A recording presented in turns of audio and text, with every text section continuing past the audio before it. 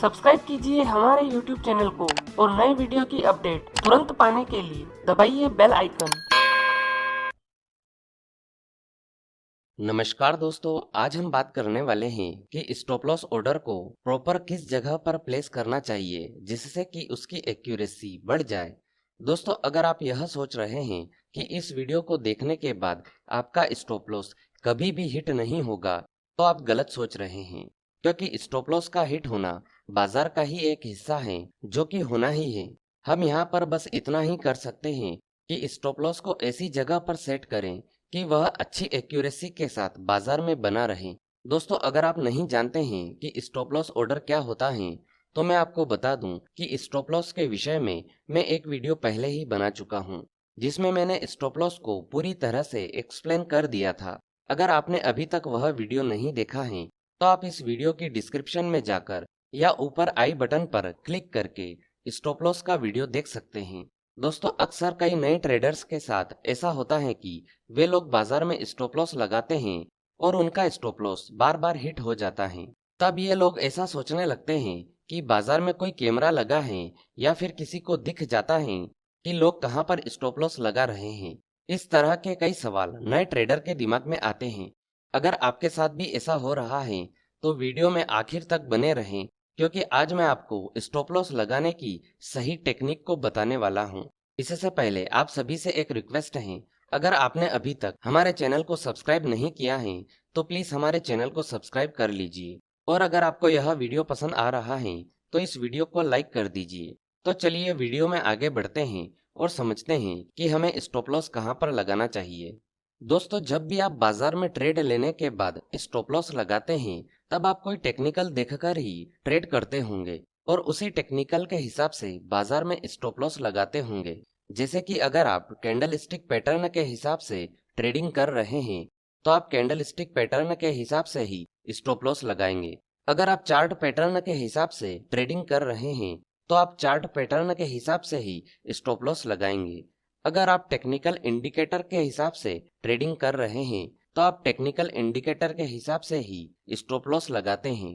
मतलब कि आप जिस टेक्निक के साथ ट्रेडिंग करते हैं, उसी टेक्निक के हिसाब से स्टॉप लॉस लगाते हैं। और आप किसी भी टेक्निकल के साथ दो तरह से ट्रेडिंग कर सकते हैं, बाइंग करके या फिर शॉर्ट सेल करके। तो जब भी आप किसी टेक्निकल के साथ बाइंग करते हैं, तब आपको स्टॉप लॉस कैसे लगाना चाहिए, पहले हम इसे समझ लेते हैं। मान लीजिए कि आप कैंडल स्टिक पैटर्न के साथ ट्रेडिंग कर रहे हैं और चार्ट में हैमर कैंडल स्टिक पैटर्न बना है, जिसके साथ आप बाजार में बाइंग की पोजीशन लेते हैं। बाइंग करने के बाद अब आपको बाजार में स्टॉप लॉस प्लेस करना है। तो हैमर के साथ हम स्टॉप लॉस लगाते हैं हैमर के लो के नीचे का। तो यहाँ पर लो के नीचे से मेरा मतलब यह है कि हैमर का जो लो है, उसके नीचे हमें स्टॉप लॉस लगाना है। जैसे कि अगर हैमर का लो 100 रुपए का है, तो हमारा स्टॉप लॉस 99 या फिर 98 का होना चाहिए। हमें कभी भी जो लो है सेम उसका स्टॉप लॉस नहीं लगाना है।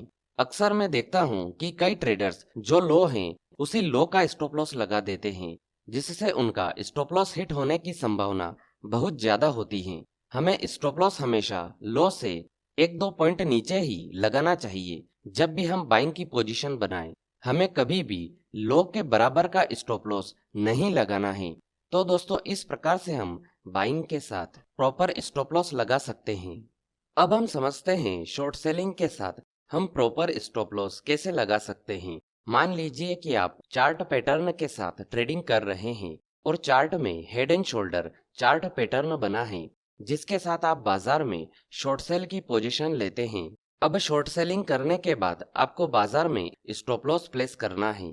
तो हेड एंड शोल्डर के साथ हम स्टॉप लॉस लगाते हैं उस कैंडल के हाई के ऊपर का, जिस कैंडल ने नेकलाइन के नीचे क्लोजिंग दी हो। तो यहाँ पर हाई के ऊपर से मेरा मतलब यह है कि जिस कैंडल ने नेकलाइन के नीचे क्लोजिंग दी है, उस कैंडल के हाई के ऊपर हमें स्टॉप लॉस लगाना है।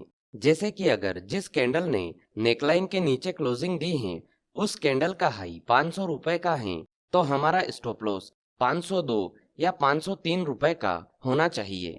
हमें कभी भी जो हाई है उसका सेम स्टॉप लॉस नहीं लगाना है। मैं अक्सर देखता हूँ कि ट्रेडर यहाँ पर भी वही गलती करते हैं।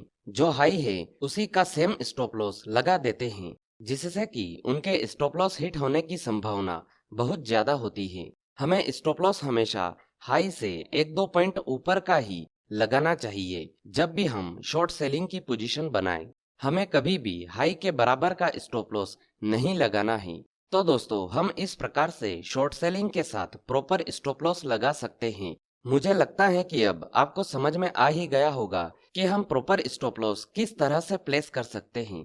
तो दोस्तों, यह थी स्टॉप लॉस प्लेस करने के विषय में संपूर्ण जानकारी। उम्मीद है आपको यह वीडियो पसंद आया होगा।